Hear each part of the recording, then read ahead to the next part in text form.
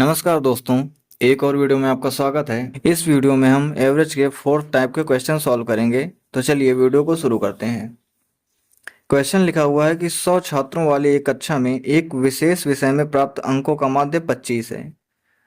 यानी कि 100 छात्रों की जो कक्षा है उसमें औसत कितना है, 25 है। आगे क्वेश्चन कह रहा है कि 50 छात्रों वाली एक दूसरी कक्षा में उसी विषय में प्राप्त अंकों का माध्य 70 है। यानी कि अगर 50 स्टूडेंट हैं तो वहां पर एवरेज कितना है, 70 है। दोनों कक्षाओं के छात्रों द्वारा प्राप्त किए गए अंकों का कुल माध्य ज्ञात कीजिए। हमें टोटल एवरेज बताना है। तो देखो, एवरेज का फार्मूला क्या होता है? एवरेज का फार्मूला होता है सम अपॉन नंबर। तो अगर हमें सम निकालना हो तो हम क्या कर देंगे, एवरेज का नंबर से मल्टीप्लाई कर देंगे। यहाँ पर हमें स्टूडेंट की संख्या दी हुई है और यहाँ पर एवरेज दिया हुआ है। अगर हम इन दोनों को मल्टीप्लाई कर दें तो हमें पता चल जाए कि टोटल नंबर कितने थे। तो इसको मल्टीप्लाई करेंगे तो आ जाएगा 2500 और इसको मल्टीप्लाई करेंगे तो ये आ जाएगा 3500।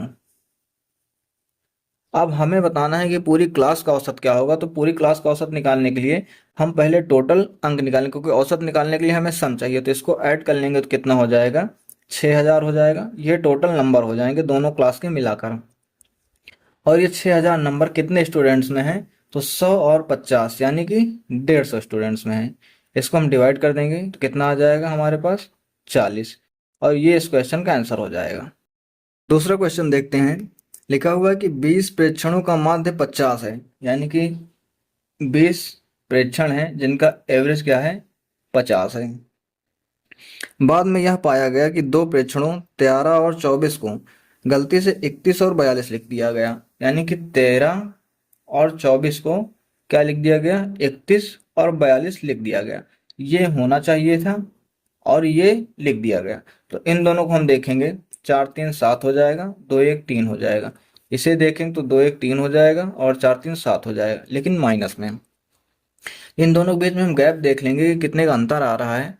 तो 13 में से 7 जाएगा तो 6 आएगा और यहाँ पर 6 में से 3 जाएगा तो 3 आ जाएगा। यानी कि 36 का अंतर आ रहा है, लेकिन माइनस में 36। अगर हम इसे एवरेज में निकालेंगे कि एवरेज में कितना अंतर आ रहा है, तो हम इसको 20 से डिवाइड करेंगे। 20 से डिवाइड करेंगे तो कितना आ जाएगा, ये आ जाएगा माइनस का 1.8।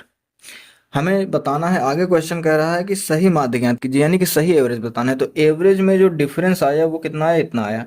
तो हम इसे जो हमारा एवरेज दिया हुआ है उससे हम माइनस कर देंगे। 1.8 को अगर हम माइनस करेंगे तो कितना आ जाएगा यहाँ पर, 48.2। ये हमारे क्वेश्चन का आंसर हो जाएगा।